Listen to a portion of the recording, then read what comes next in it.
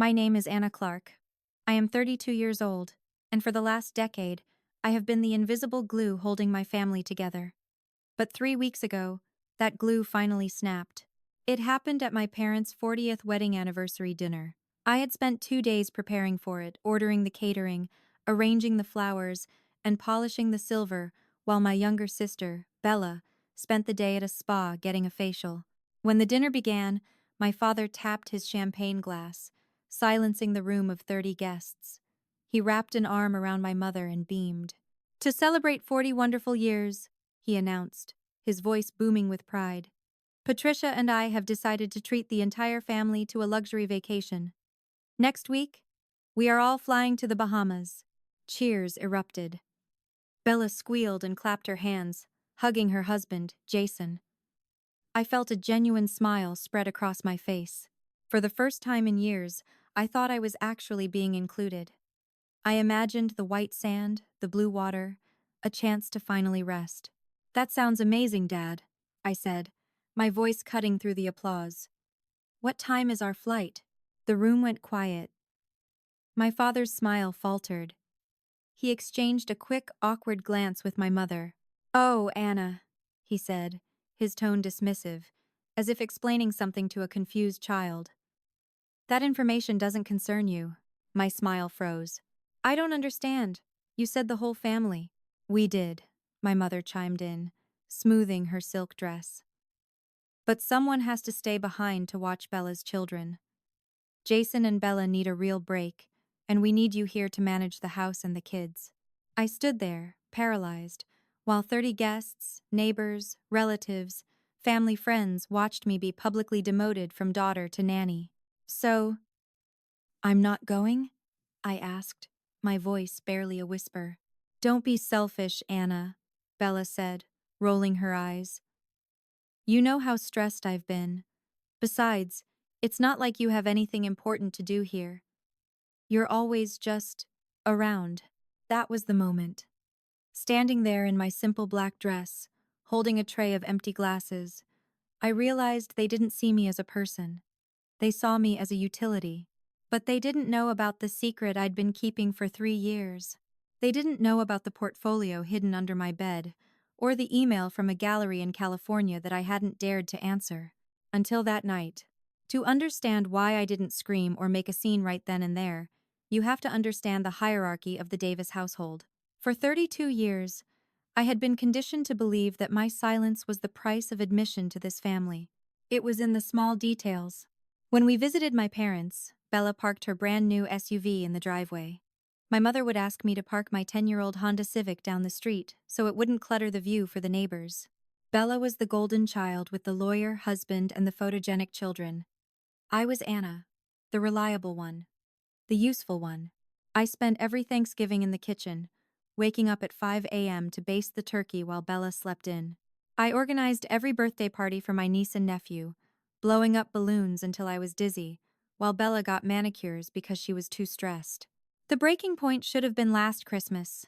My big gift from the family wasn't jewelry or a trip. It was a kitchen apron with the words, "World's Best Aunt," embroidered in glittery letters. Bella gave it to me with a beaming smile. She didn't see it as a gift. She saw it as a uniform. She was handing me my role, the help, but I had a secret life they knew nothing about. 3 years ago, after a painful breakup, I bought a used Canon camera from a pawn shop. I started taking photos of people society ignores: janitors, bus drivers, exhausted waitresses. I called the series Unseen Souls. I had an anonymous Instagram following of 12,000 people who saw value in my work, even if my parents didn't see value in me.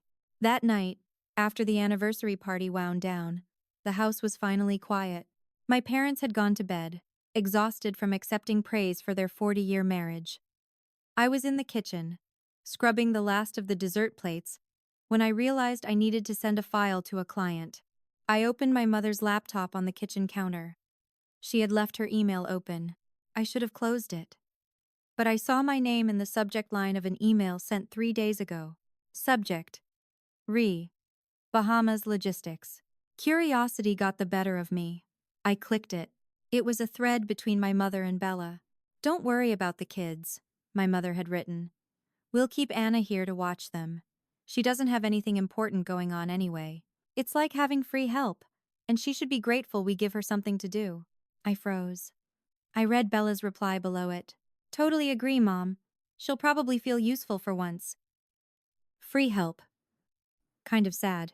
I took a screenshot of the email and sent it to myself. Then I closed the laptop. I stood in the dark kitchen, staring at the world's best ant apron hanging on the pantry hook. I finally realized that to them, I wasn't a daughter. I was staff. And staff can resign. I drove back to my apartment at 1 a.m., my hands gripping the steering wheel so tight my knuckles turned white. My apartment was small, a one-bedroom with beige carpet and second-hand furniture that my mother called depressing, but it was the only place where I could breathe. I sat in the dark for a long time, staring at my phone. On the screen glowed an email I had received 3 weeks ago from Julian Vance, the owner of a gallery in San Diego called The Gilded Lens. He had seen my anonymous Instagram page and wanted to discuss a solo exhibition. I hadn't replied because I didn't think I deserved it. I didn't think I could just leave. But reading that free help email changed everything. At 2 a.m., I called the only person who would understand. Aunt Sarah answered on the second ring. She was my mother's estranged sister, a potter who lived in California and the so-called black sheep of the family. Anna? Her voice was thick with sleep. Is everything okay? I told her everything. The anniversary dinner, the Bahamas trip I was excluded from, and the email where my mother called me a burden she could exploit. When I finished, there was a heavy silence on the line. Pack your bags, Aunt Sarah said, her voice sharp with clarity. I have a spare room above the pottery studio. It overlooks the ocean. It's yours. Aunt Sarah, I can't just leave. The family trip is in 2 days. You can leave, she said firmly. The only person stopping you is you. I hung up and started packing.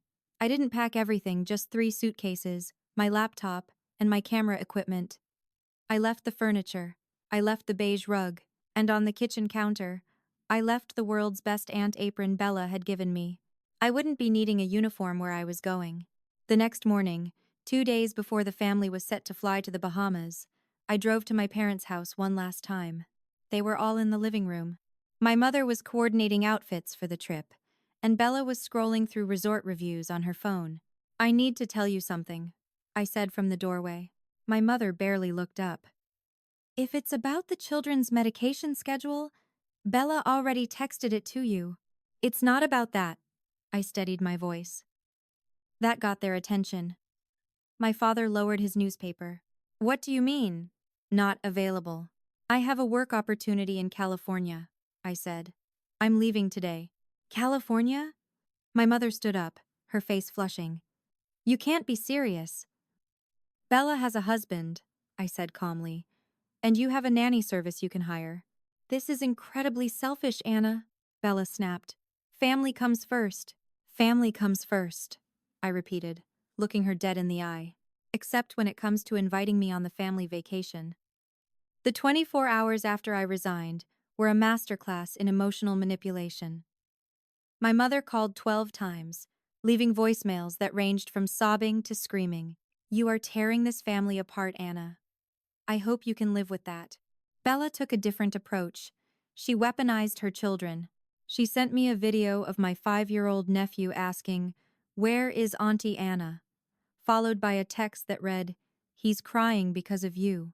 Do you really hate us that much?" Then came the threat that was supposed to break me. My father sent a text late that night. If you walk away now, you end up just like your Aunt Sarah. Alone, bitter, forgotten. They meant it as a curse. I took it as a compass. The next morning, while my family was at the airport checking bags for the Bahamas, I walked through my Chicago apartment one last time. It was empty. My 3 suitcases were by the door. I left the beige furniture I'd bought secondhand. I left the life I had built to please people who couldn't be pleased. I taped my spare key to an envelope marked lease paid through January and slid it under the landlord's door.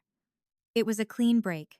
I loaded my 10-year-old Honda Civic, the same car my mother refused to let me park in her driveway, and turned the key. The engine sputtered, then roared to life. I didn't look in the rearview mirror as I pulled onto the interstate.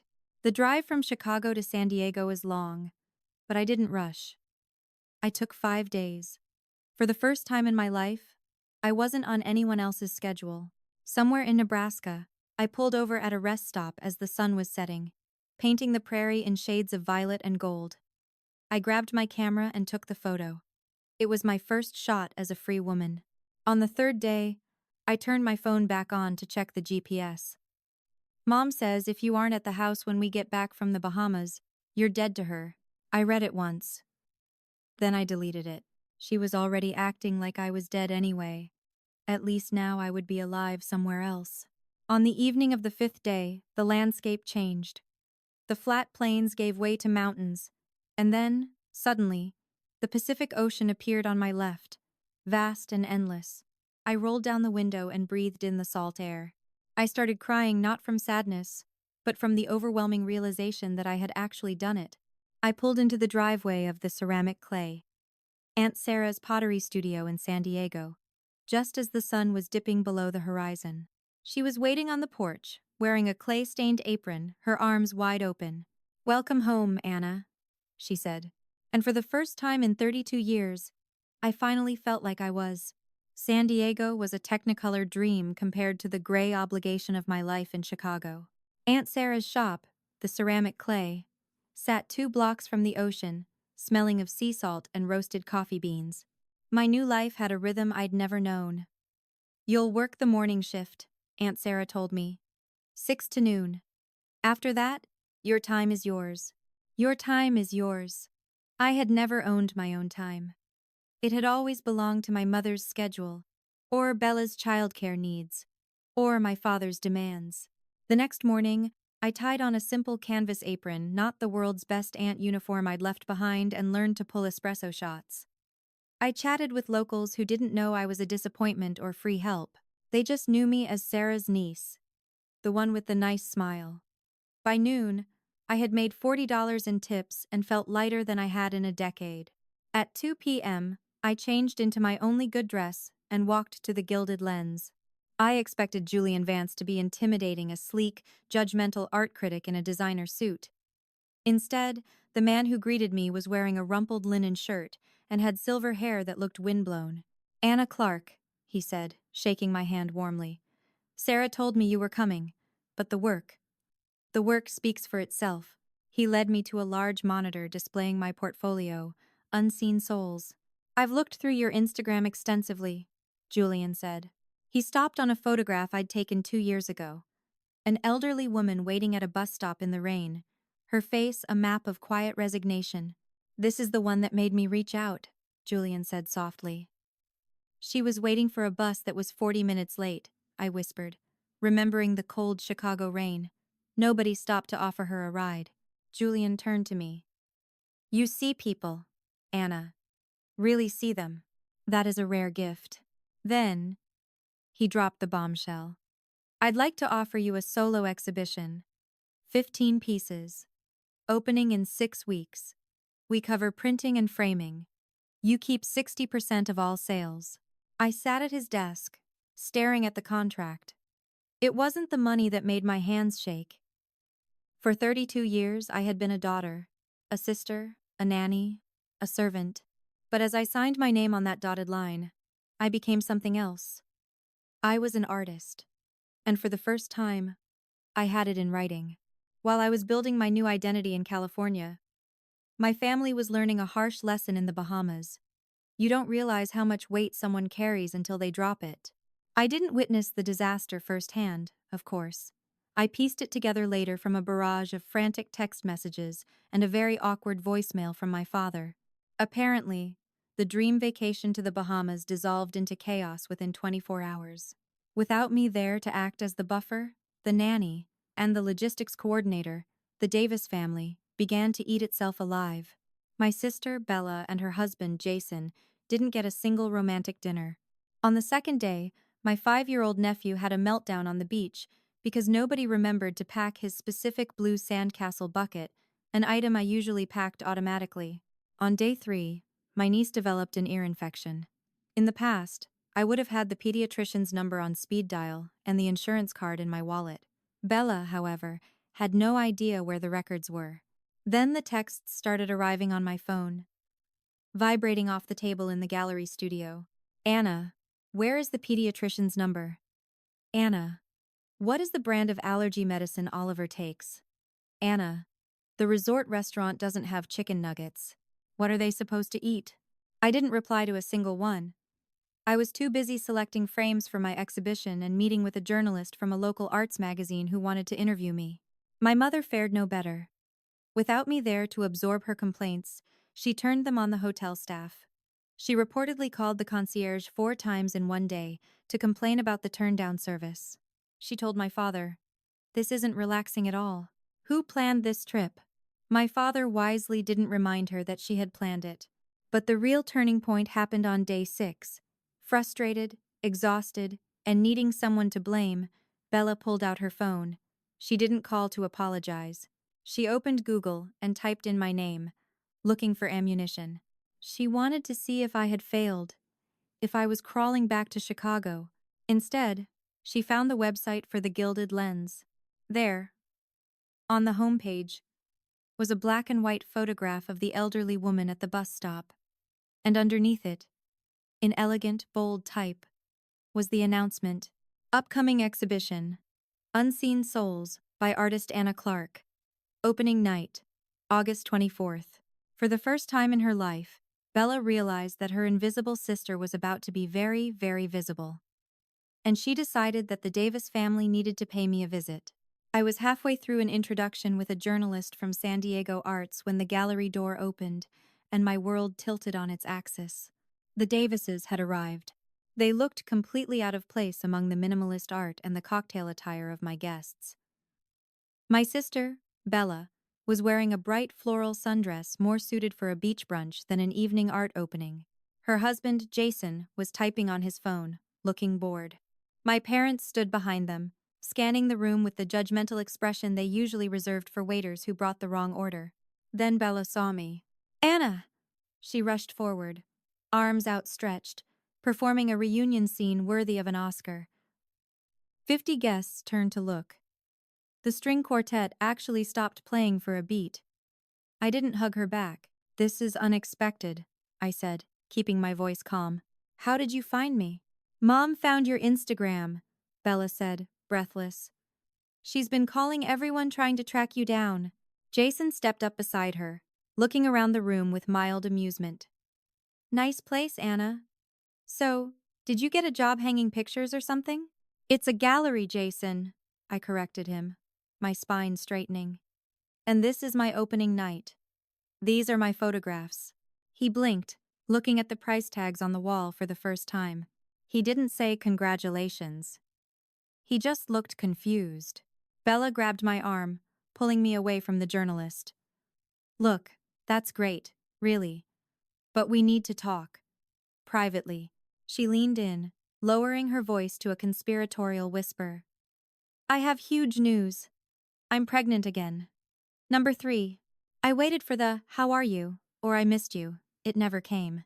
Jason's firm is making him partner, so his hours are crazy," Bella continued, the desperation leaking into her voice. "Mom is useless with the kids. I need you to come home, Anna. I need you there." The audacity took my breath away. She wasn't here to apologize for the Bahamas. She wasn't here to see my art. She was here because her nanny had quit. "Bella," I said, pulling my arm back. "I am in the middle of my exhibition." I know. She waved her hand at my life's work like it was a cute finger painting project. "And this is lovely, really. But we can talk about your hobby later. Right now, I need to know when you're packing. The flight back is tomorrow." "She's not going back." Aunt Sarah materialized at my elbow, holding a tray of empty glasses but looking like a warrior queen. "She lives here now." Jason stepped forward, his corporate arrogance flaring up. "With all due respect, Sarah, this is family business." "Family business?" Aunt Sarah laughed, a sharp, cold sound. "You mean the family that uninvited her from vacation and called her free help in emails she wasn't supposed to see?" Bella went pale. Around us, the gallery guests stopped talking. The air in the room dropped 10 degrees. The silence in the gallery was suffocating. My family stood frozen, surrounded by 50 witnesses who were hanging on every word. It was Jason who broke the silence first. His corporate arrogance, usually so effective in a boardroom, kicked into overdrive. "This is ridiculous," he snapped, stepping forward to loom over Aunt Sarah. "You're making a scene over nothing." So, her family asked her to babysit. Big deal. That's what families do. Not everyone gets to run off to California and pretend to be an artist. He spat the word pretend like it was a slur. Pretend? The voice cut through the room like ice. It wasn't mine. It was Mrs. Eleanor, the wealthy collector. She stepped out of the crowd, her pearls catching the light, holding her champagne glass with terrifying poise. "I just spent $3,000 on this young woman's work," Mrs. Eleanor said, staring Jason down. "I don't pay that kind of money for pretend, young man." Jason blinked, caught off guard. "Ma'am, with all due respect, you don't know this family. This is a private matter." "Actually, I know exactly what I need to know, Mrs." Eleanor replied, her voice raising just enough to ensure the entire room heard. "And watching you right now, I can see that her own family treats her exactly the same way." Murmurs of agreement rippled through the crowd. My mother, Mrs. Davis, looked around frantically. She saw her reputation crumbling in real time, the judgment of strangers, the loss of face. She tried to pivot. "This is a misunderstanding," she exclaimed, forcing a bright, fake laugh. "Oh, for heaven's sake. It was a joke. Anna knows our family humor. It's being taken completely out of context." "A joke?" I stepped into the center of the room. My hands weren't shaking anymore. "You think calling me free help is a joke? Let's clarify the context for everyone here." I pulled out my phone. I had kept the screenshots for this exact moment.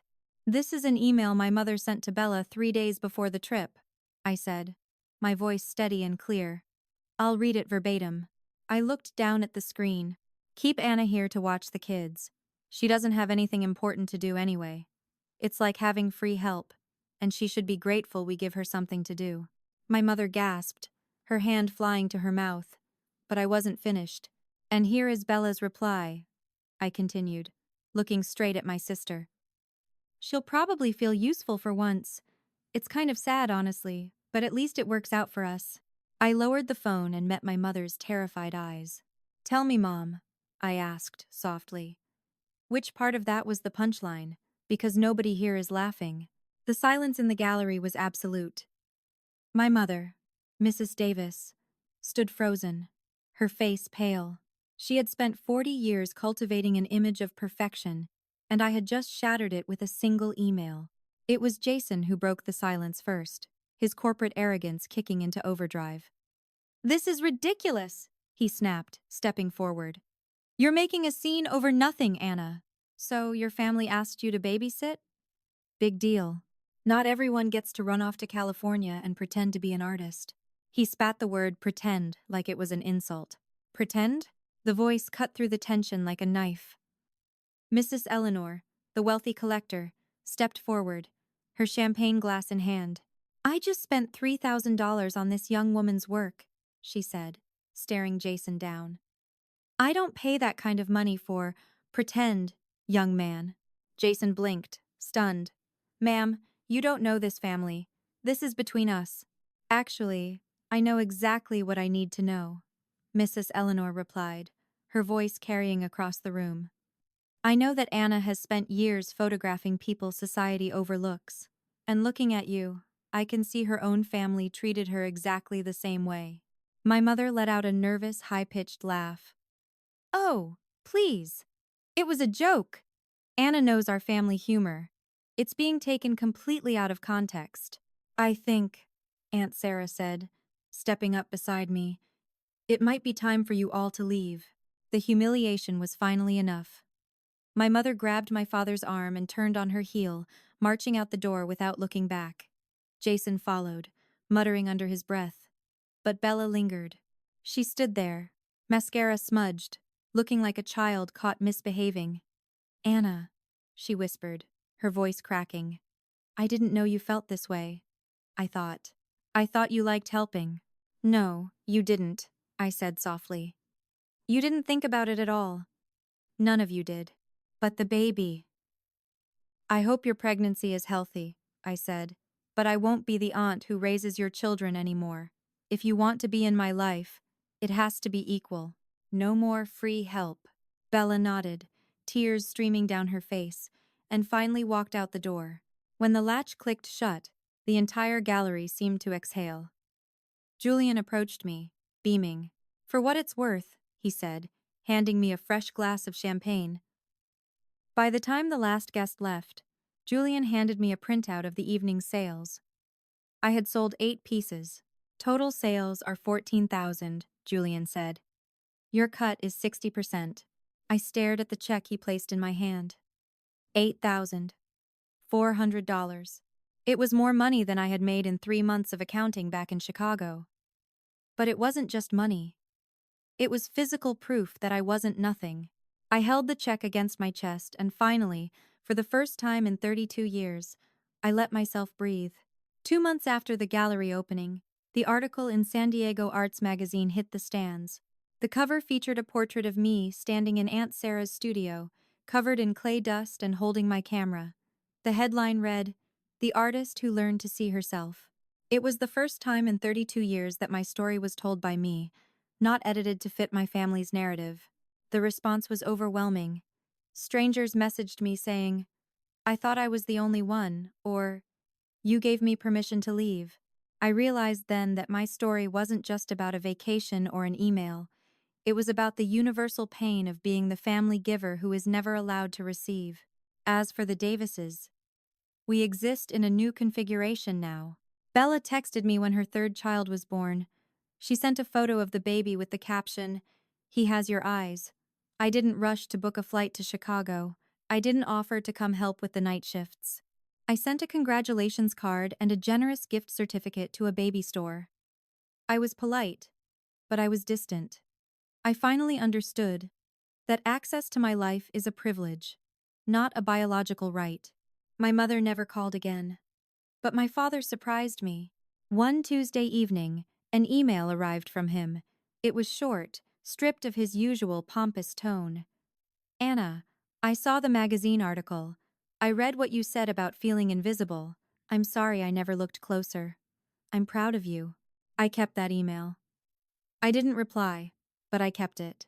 Today, I'm sitting in my own rented studio space overlooking the ocean. On my shelf sits my old Canon camera, the one I bought at a pawn shop 3 years ago. Next to it is the new model I bought with the sales from my exhibition. Both cameras matter. One taught me to see the world. The other proved the world sees me. Julian has already scheduled my 2nd show for the spring. We're calling it Boundaries. It explores the edges of connection, where obligation ends and self-respect begins. If you are watching this and you feel like the invisible one in your family, if you are the one who fixes everything but gets thanked for nothing, please listen to me. Setting boundaries isn't betrayal. It is the recognition that you cannot pour from an empty cup. You don't need a gallery exhibition to prove your worth. You just need to stop waiting for permission to exist. Your life belongs to you. It's okay to take it back. Thank you for listening to my story. If this resonated with you, please like and subscribe. And remember, you deserve to be seen.